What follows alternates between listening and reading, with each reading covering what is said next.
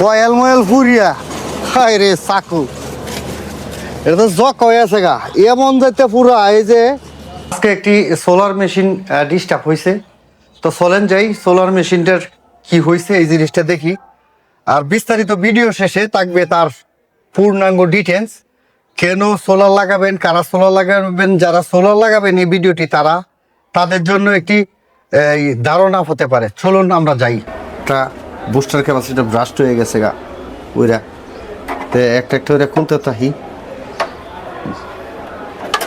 এই যে লাইনগুলা যে একটা একটা খুলি অবশ্য খোলার পরে এগুলোর মধ্যে আপনি যেটা করবেন টেপ মেরে দিবেন একটার মধ্যে যে কোনো একটার মধ্যে দুইটার মধ্যে না মারেন টেপ মেরে দিবেন শর্ট সার্কিটের যাতে না হয় একটা অবশ্য টেপ মারে এটা ব্যাগটাই বসছে ওই যে দেন না বুস্টার বুস্টার একটা খুললে হারলাম এনা আসিল এই ডেরে খোলা লাগবো পেটাতে ধরবো না ব্যাটারি বয়ে গেলে ব্যাটারি দেখে একটা মেশিন আনতে হইব সোলার লাইনটা রেখে দিবি ডাইরেক্ট দিলে ব্যাটারি ব্রাস্ট হয়ে যাবো ব্যাটারি ব্রাস্ট হয়ে যাবো গা না না রুমের ডাইরেক্ট দিতারেন তা একটা খোলার পরে ডাইরেক্ট দিলে কোনো ক্ষতি হবে নাকি না আইপিএস এর লাইনটা ডাইরেক্ট দেওয়া যায় তাহলে জ্বালা আইপিএস এর ডাইরেক্ট দেয় আইপিএস মানে ডাইরেক্ট কারেন্টে আর কি চলবো উঠে তাই এটা রাম দেই আপনার কারেন্টটা কারেন্ট দিবি দিবি ঠিক আছে ওই আপনি দেখেন কিছু চালান না না কিছুই চালাইছেন না না এরপরে এই দুর্ঘটনা মাঝে মধ্যে ফ্যান চলছে একটা তাও জানি হয়েছে এই সমস্ত কিছু চালাই নাই ফ্যান চললে তো পুরো কথা কাছে আনো স্ক্রু আছে কিনা দেই এটি কেন দেই উঠে ধরো ওই যে এই স্ক্রু দুটে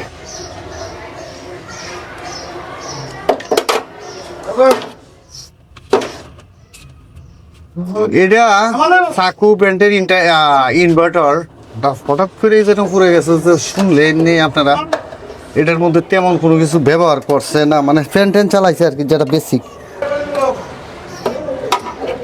দুইটা উপরে স্ক্রু দিয়ে এটা আটকানো তখন এটার নামাই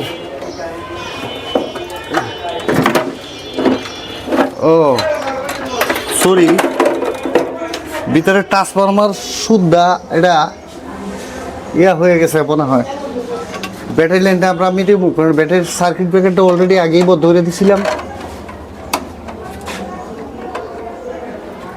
ভিতরে যেন লড়ে আমার মনে হয় কোনো কিছু হিডে সুইটে মুইটে পড়ছে এর ভিতরে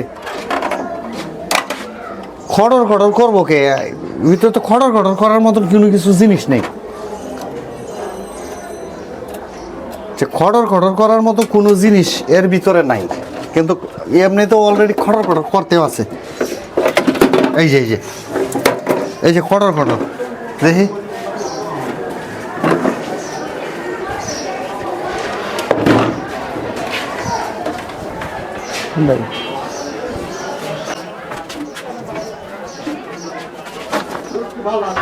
দেখ কেলাইয়ার ভিতরে কি আছে কেলাইকে খড়র বড় করছে মালিক আসলে ইনভার্টার ফুটছে এর ভিতরে যন্ত্রপাতি এরকম করে করতেছে বুঝলাম না এটা রেডি না এটা তো করিস না তো ধরছে মিয়া ধরেই তো এই যে আরে এটা না এটা না দেখি এটা তো কুলার নষ্ট হবে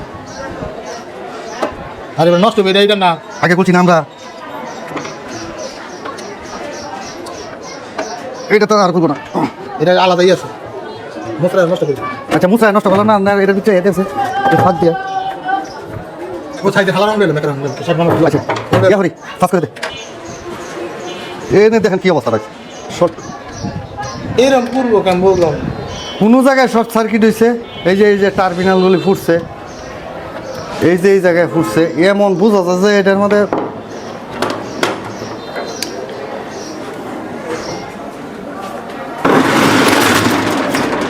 ওরা কি ইনভার্টার বানায় কারা সার্কিট ওরা কয়েল ময়েল ফুরিয়া হায় রে চাকু, এটা তো জক হয়ে আছে গা, এমন যাইতে পুরা এই যে দুর্ঘটনা, এই সব বোনাস এই মেয়া দেখে যান, দেখে যান সার্কিটের অবস্থা কি, এটা সুইটে মিটে গেছে, এটারে আর কি ঠিক করবো? ওই এইটা ছুটছে এই কয়েলটা। আরে কয়েলের নিচে ওই জায়গা থেকে নিতা হ্যাঁ। হ্যাঁ ইয়া এখানে কয়েল খাওয়া গেছে হায় হায় রে, কাহিনী রে, কাহিনী শেষ, কাহিনী শেষ, কাহিনী শেষ। হালার ভিতরে এর সুরের ঘরে সুর, সুরের ঘরে সুরে তো ফোকাস দেয় না। মানে এটা কি আর বন্ধুরা, আপনারা দেখতে পারলেন এই মুহূর্তে যে সোলার যে ইনভার্টারটা এটা কিভাবে ফুটছে। তো এখন আপনারা অনেকেই বলেন যে এখন সোলার সিস্টেম লাগামো, সোলার সিস্টেম লাগামো। সোলার সিস্টেম লাগানোর পরে এতগুলো টাকা ফুরানোর পরে যে রেজাল্টটা আইসে এখন ফুইরে গেলে বা এখন এটা ঠিকও করানো যাইতো না, এটা একবার ফালাই দেওয়ার উপযুক্ত। দেখেন সার্কিট মার্কিট যার যা হয়ে গেছে গা।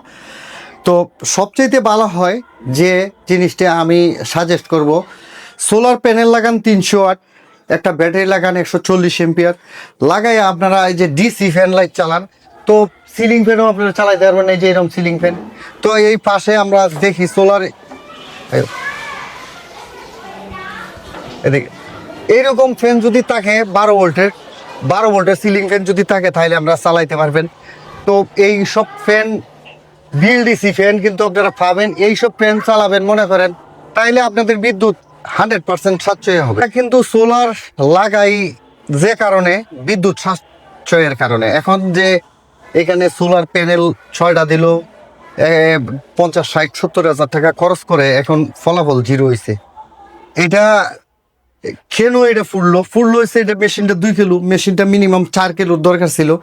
2 কিলো মেশিন হওয়াতে যে এটার যে ওয়ারিংটা এই নিচতলা থেকে 3 তলায়, তো 3 তলায় সেখানে পুরা এই সুইচ বোর্ডে আলাদা ইন্ডিভিজুয়াল তার দেয়া গেছে।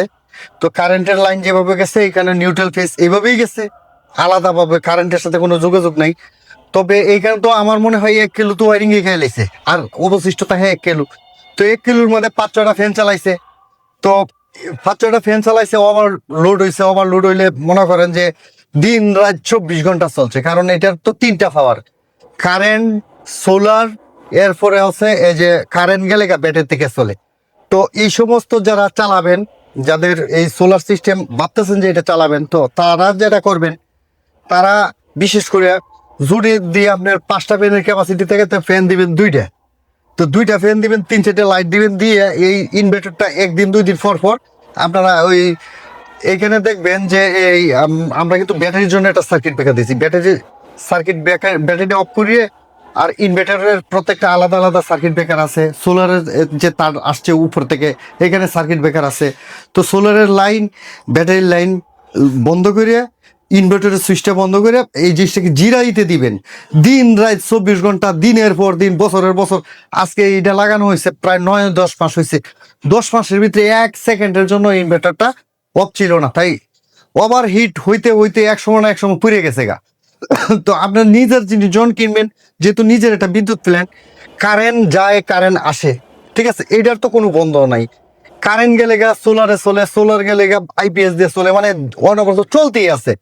তো আপনারা নিজেরা যদি কখনো কিনেন, তাহলে এটা নিজেরা আপনারা একটু বন্ধ করবেন, বন্ধ করে সার্কিটটারে রেস্টে দিবেন। আর তাছাড়া আপনারা যদি করেন, ওই যে ডিসি সিস্টেমটা করেন, তাহলে একদম সাশ্রয়, ডিসি প্ল্যানটা আপনারা সবাই লাইতে পারেন। তো ধন্যবাদ, ভালো থাকবেন। আজকের ভিডিওটি এখানেই শেষ করছি। আপনাদের মূল্যবান মতামত জানানোর অপেক্ষায় রইলাম। ভালো থাকবেন সবাই, আসসালামু আলাইকুম।